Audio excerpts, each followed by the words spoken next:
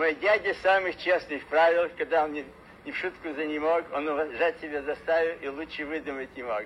Его пример другим наука, но, боже мой, какая скука, с больным сидеть и день и ночь, никогда ни шагу прочь. C'est assez long, n'est-ce pas? C'est quoi ton récit? C'est récit, par exemple, imaginaire d'un jeune homme qui n'a pas beaucoup de morale, par exemple. Mais là, il y avait son oncle qui était malade, alors il dit que moi c'est désagréable de rester auprès de son oncle, et finalement, son oncle qui avait choisi la meilleure partie de mourir, et c'est très, très, très long comme poème.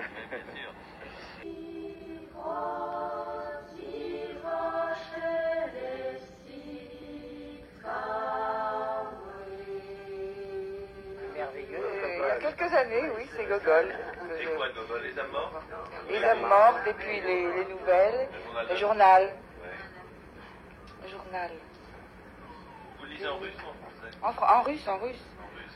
Est-ce que ça perd beaucoup la traduction? Oui, beaucoup. Quand on est russe, oui, c'est un monde différent. J'ai lu Tolstoï, oui.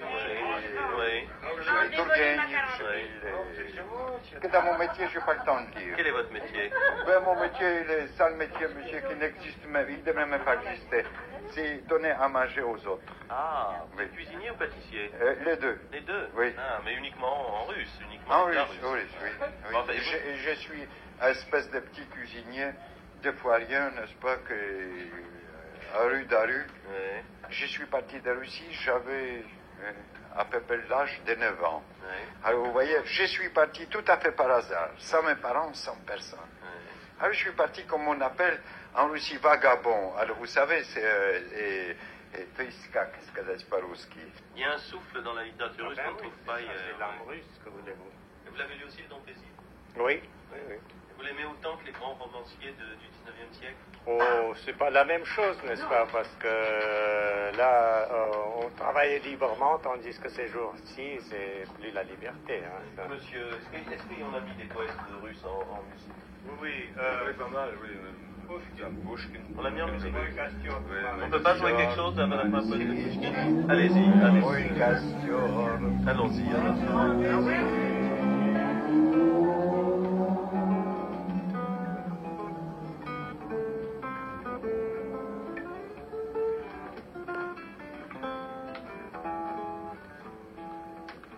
Мой костер в тумане светит, искра ясно на лету.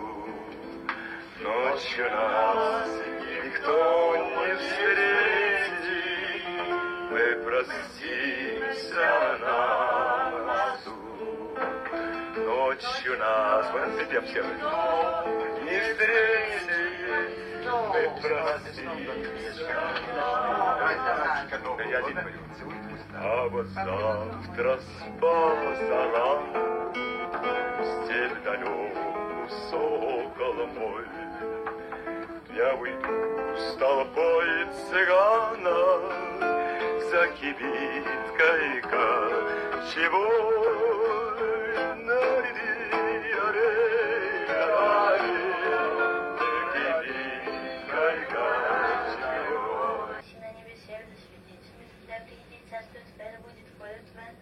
На небесе, на земле, и хлеб наш насущный дашь нам днесь, и остави нам долги наши, яко же мы оставляем должникам нашим, и не введи нас во искушение, но избави нас от лукавого.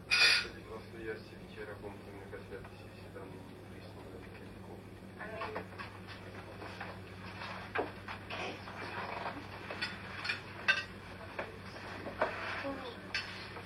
Vous avez 7 enfants, j'ai l'impression, aussi chez Comte. Quel est celui qui lit le plus ou celle qui lit le plus? C'est l'aîné? Oui. Parce que vous êtes l'aîné? Je suis l'aîné, et puis je lis pour l'école et entre autres. Je lis surtout des classiques. Français? Français, russe, c'est vrai. Qu'est-ce que vous préférez, la littérature russe ou la littérature française? Russe plutôt. Russe plutôt. Ouais, elle est plus proche, quoi. Je comprends mieux. C'est pour ça. Quel est votre auteur préféré?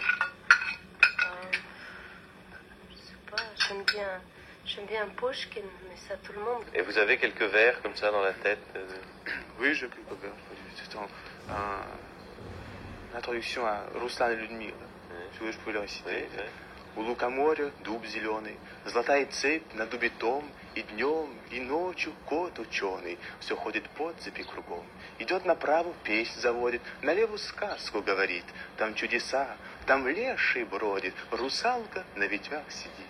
Там на неведомых дорожках следы невиданных зверей, избушка там на курьих ножках стоит без окон, без дверей. Там дол и лес, видение полный, там о заре прыгнут волны, на берег песчаный и пустой, и 30 витязей прекрасных из вод выходят ясных и... C'est ça.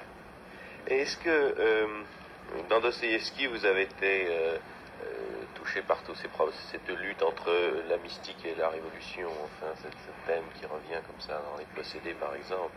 Oui, ça frappe. Enfin, mais ça frappe, c'est que quand j'ai lu, ça fait assez longtemps que j'ai lu, j'avais 16 ans, ça m'a moins frappé. Parce que ce qu'il ne faut pas oublier, c'est que Dostoïevski, quand on le lit à 16 ans, on comprend d'un certain point de vue. Quand on le lit à 22 ans, on comprend autrement. C'est ça. À 35 ans, autrement. Il y a toujours une métamorphose qui se... C'est sûr. C'est la contestation de la vie bourgeoise, par la mort. Mais aussi la contestation de l'idéologie. Oui, rien ne résiste. Rien ne résiste. Il ne reste plus rien. Est-ce que la poésie russe aussi vous a beaucoup touché? Je crois très fort, oui. Mais seulement quand j'étais petite, depuis j'en ai jamais lu. Est-ce qu'il vous reste des vers dans la mémoire? Des vers dans la mémoire, non. Mais j'étais très, très, très sensible à Lermontov à l'époque du premier amour, parce que c'est romanesque, beau et mélancolique. Beaucoup plus sensible à Pouchkine plus tard. Et maintenant, j'ai une tendresse particulière pour Yesénine. Qui est difficile à traduire et peu connu en France. J'ai un poème de lui traduit assez bien. Puis, Gabriel Harout a fait de très belles traductions des poètes russes. Parce qu'il a respecté le rythme. Je ne sais pas comment il l'a fait. Peut-être qu'au point de vue exactitude, c'est moins exact que les autres traductions. Seulement, ça a le côté incantatoire de la poésie russe. Et c'est difficile en français, puisque la seule prosodie qui n'est pas de cadence, c'est la prosodie française. Alors, on ne peut rien faire avec des poèmes qui sont entièrement basés sur la cadence, sur la musique. Vous pouvez nous donner un exemple? Ou non? Non, vous n'avez pas un vers qui vous transmet? Un vers, si vous voulez, c'est un vers de Pouchkine. Тиха украинская ночь, прозрачно небо, звезды блещут. Soyez... Mais je ne sais plus, vous voyez. C'est quoi? Quelle est la traduction approximative? C'est Pouchkine qui parle des nuits d'Ukraine. La plus romantique était Yvette Chauviré. Et puis les autres, et aujourd'hui, il y a un bouquet, il y a vraiment les étoiles mondiales qui portent la gloire à l'art de la danse et à la France.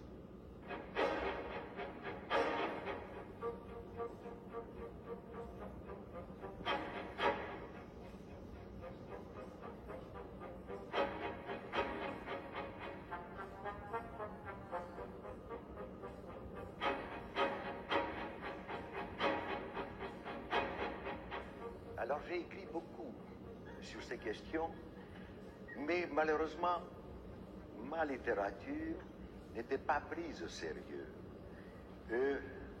Certaines critiques même faisaient dans l'encyclopédie quelques lignes désobligeantes qui disaient que la littérature de l'histoire nous fait sourire.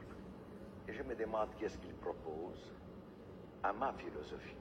Ma philosophie qui a défendu toujours l'expression, et l'expression de la légèreté, l'élévation. C'est ça l'essentiel, l'équilibre. Quand vous voyez une ballerine qui fait les arrêts sur les pointes sur un pied, vous imaginez que ça ne vient pas au mortel. Et alors, quand vous voyez les danseurs avant moi et les danseurs d'aujourd'hui, quand ils font triple tour en l'air, mais c'est une immense conquête aérienne. C'est aussi important que la conquête de la Lune.